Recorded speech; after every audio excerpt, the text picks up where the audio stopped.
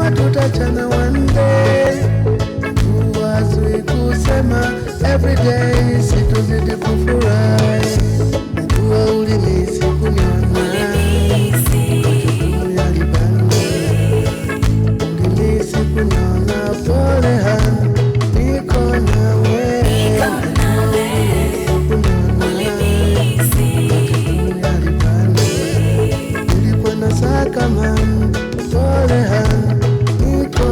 Yaman.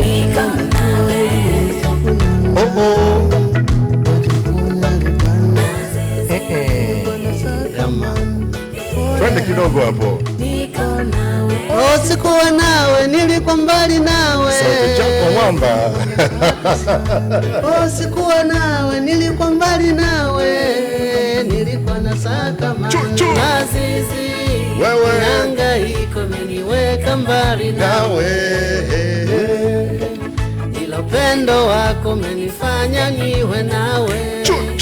Azizi, nihangaiko meniweka mbali nawe.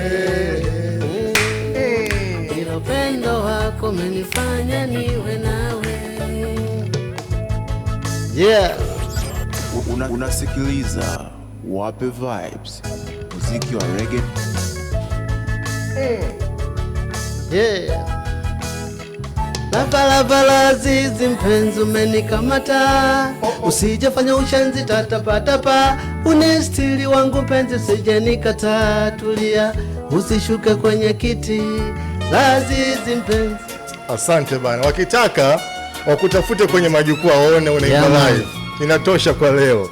Bana msikilizaji, nipo na King of Swahili Reggae in Tanzania, aka PM Waziri Mkuu wa Reggae Tanzania. Karibu sana brother. Asante sana. Mambo vipi bro? Poa, habari ya siku nyingi. Mara ya kwanza unaingia hapa ndani. Yes. Unajisikia vipi yani? Najisikia bomba kabisa. Yeah. Bana Paul Miambo, kwa haraka wewe sio mtu sana wa interviews. Kwanza upendi. Ni muda tu ambao sio unajificha sana. Nashukuru sana kukupata leo kwenye interview ya Wape Vibes. Kwanza umekuwa na uspecial kwa kutunga nyimbo za Kiswahili za reggae, yani ni mapenzi yako na Kiswahili ama ni nini?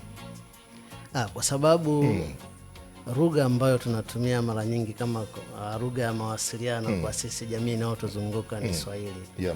Tunajua kila kitu kinaanzia nyumbani. Lakini kitu kishapendwa nyumbani basi kitaenda viral na sehemu nyingine unaweza kukitangaza big time. Kwa ndio maana napenda kutumia lugha ya Kiswahili.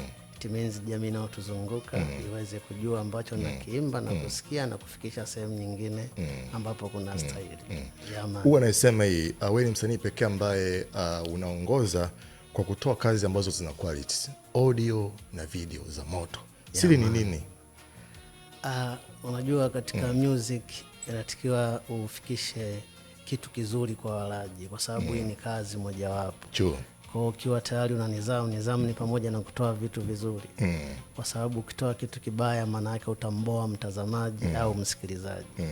Kwa hiyo ili kitu kiwe consistency lazima utoe kitu chenye quality, ndio maana napenda kufanya hivyo. Link up yako na producer wako Kelly Makeremo.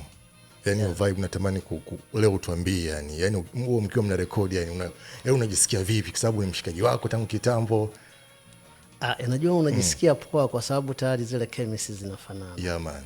Kwa sababu mkiwa mnafanana kwa kila kitu.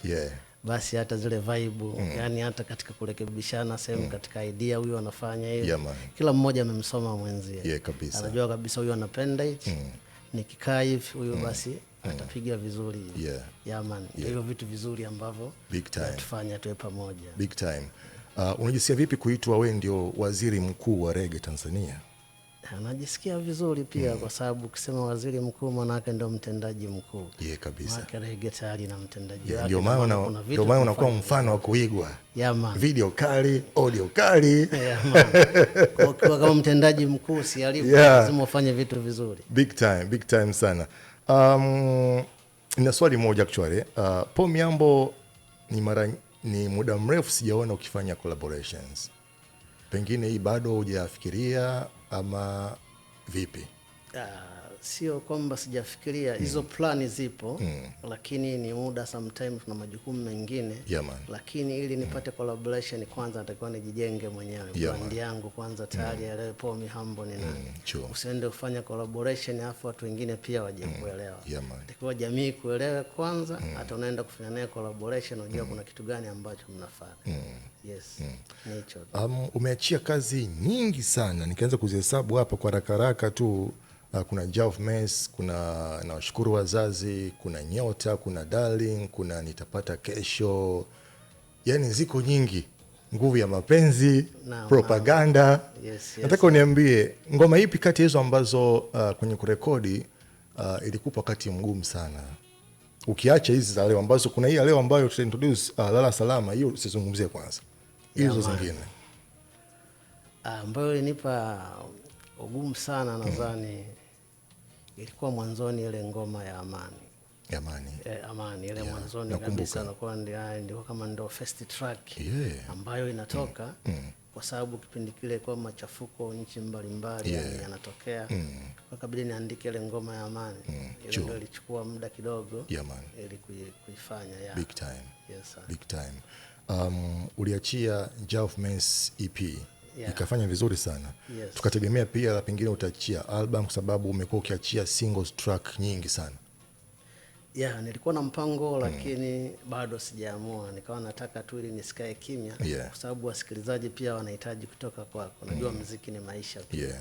Reggae kwa sababu inazungumzia maisha halisi ambayo tunaishi. Kwa kila siku kuna vitu vya kuzungumzia mitaani au katika jamii nao kuzunguka. Kwa huwezi kukaa kimya. Na ndio maana kila siku nakuta naachia track wakati bado nafikiria kama lini naweza tukatoa album au EP nyingine. Message Di Matteo muulize Paul Mihambo lini tutamuona katika jukwaa la muziki hai akitumbuiza live na band. Swali la shabiki msikilizaji. Ni muda tu la kila kitu tuna arrange kwa sababu nadhani kabla huu mwaka hujaisha. Kuna kitu tutafanya na wataona vitu ambavyo tunafanya big time. Kwa lazima tutapiga live band na sasa hivi tayari tunajiorganize. Big time. Mwenyewe nadhani umefika ukaona vitu ambavyo vinaendelea. Kabisa. Bana Paul Mihambo pia kupitia jukwaa la ama platform ya Tanzania Music Awards miaka michache iliyopita nyuma wimbo wako uliingia kwenye hizo categories kwenye zile nafasi 5 kama unakumbuka. Hii inakupa tafsiri gani? Manake tuzo kubwa za Tanzania. Ye tafsiri manake inanipa kwamba muziki naofanya pia unafikia jamii moja kwa moja mpaka unakuwa nominated. Manake tayari kuna jopo ambalo wanakaa labda wale majaji wana select nyimbo mbalimbali na maana mpaka kupita kwako pia ina maana kuna kitu wamekiona ambacho tayari kinafanya vizuri na ndio maana mashabiki tayari wanakuwa rahisi kuanza kuipigia kura ikawa miongoni kwa zile nyimbo ambazo zinafanywa ushindani. Big time. Nafikiri taasisi ya BASATA, Baraza la Sanaa Taifa Tanzania. Mara nyingi huwa unakosa sana ukikutaja kama mfano hata katika ushauri bana Paul Mihambo tumpigie simu. Mimi miongoni mwa watu ambao nishaambia bana tumpigie Paul Mihambo. Hii pia inakupa tafsiri gani? Ile tafsiri inaonyesha kwa sababu the way ambavyo naandika maudhui ya nyimbo yanalenga jamii moja kwa moja na si bagui rika wala tabia za watu. Maana tayari mimi ni mfano ambao na represent jamii moja kwa moja. Kwa kusikiliza zile nyimbo maana zina maudhui mazuri, hazina kuvunja sheria na kadhalika vitu kama hivyo. Kwenye ukweli utazungumziwa, katika palipopindisha pia tunazungumza. Mara nyingi unakuta wanapenda kutumia kuniuliza, wanapiga simu au labda katika mambo yao imekuaje. Hata last time nadhani walipiga kuhusiana kuangalia kufanya evaluation ya ile TMY ambavyo ilikuwa na ushauri pia na nikatoa mawazo ya kabisa. Bwana msikilizaji, nipo na Paul Mihambo. Huyu ni mwanamuziki wa reggae, bongo reggae kutoka Tanzania. Ukiingia kwenye channel yake ya YouTube utaona ameachia kazi nyingi sana ambazo ni kazi za kijamii, kazi za mahusiano, mapenzi, za vibe. Lakini leo anakwenda kuintroduce wimbo ambao kidogo umekaa tofauti. Atatuambia kwa sababu mimi nafahamu amepita moment ambayo kidogo sio nzuri katika maisha yake. So brother, nakuomba kwanza, wimbo unaitwa Lala Salama. Naomba uintroduce wimbo kwa mashabiki zako. huu mwimbo Lala Salama ina maana ni nyimbo ambayo inagusa ambazo ni hisia za mahusiano ambayo inawakuta watu. Ina maana ni Mr. X labda imemkuta kule. Kwa hiyo mimi nachukuaga mfano mtu ikimtokea kitu maana yake mimi navaa uhusika siku zote kwa sababu si ni artist ambao msanii unavaa uhusika ili nyimbo ilete maana nyingine. Kwa hiyo unakuta Lala Salama ni nyimbo ambayo mtu alikuwa na mpenzi wake. Walikuwa na moment fupi labda ndani kama ya wiki walikuwa pamoja. Then wakaachana tu siku moja. Alafu wakati anamuaga akaenda kulala. Ambaye ndio mhusika kalala ambaye ni man, unaona? Lakini asubuhi kuamka yule mpenzi wake akawa amefariki. Naye taarifa akazipata akiwa safarini. Anaenda mkoani huko. Hii ni true story ama unawakilisha mawazo ya watu wengine? Nawakilisha mawazo ya watu wengine. Asante. Producer pia ni Kelly. Ni Kelly yule. Acha tusikize ngoma. Tutakuja kufunga muda si mrefu. Yeah man.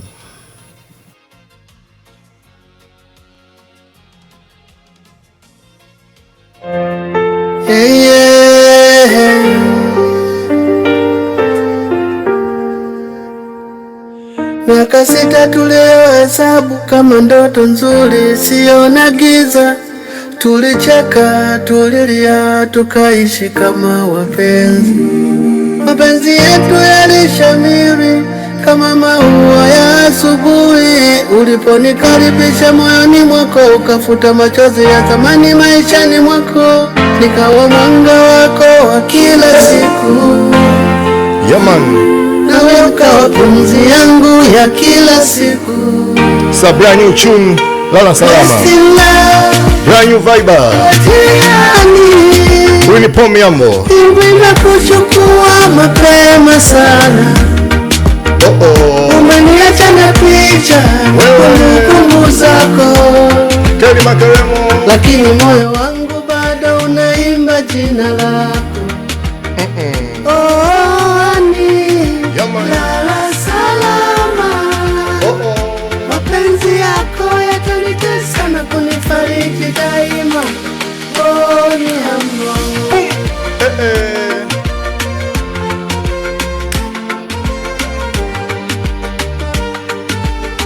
Yes, here we go. Siku moja kabla ya safari yangu nilikusihi kwenu ukaona ni sawa. Lakini ulinitazama mimi kwa macho ya mwisho. Ukaniambia vile njoo nikuage kwa kweli leo. Ukakumbatia mwili uliotetemeka kwa utulivu. Sikujua ulikuwa waga kwa mara ya mwisho. Uliondoka na rafiki yako nikabaki na ukimya. Siku leo usingizi haukuwa wa kawaida. Rest in love, Odiani. Yes. Mbingu imekuchukua mapema sana. Umeniacha na picha kumbukumbu zako. Lakini moyo wangu bado unaimba jina lako.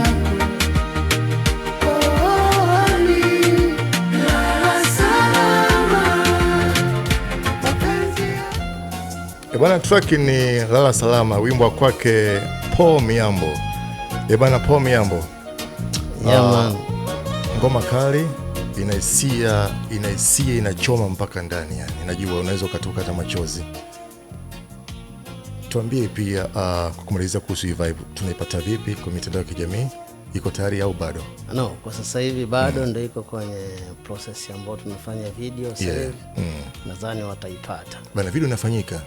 Bado video inafanyika kwa sasa. Hakuna kulaza. Kwa hiyo ni mfano wa kuigwa. Unastahili kuitwa PM. Yes. Na hii nyimbo ina maana ni continuous. Ina maana kuna nyimbo ambayo itafuata inaitwa Marudi Tena. Bana. Kwa moja kwanza, hii ni part 1.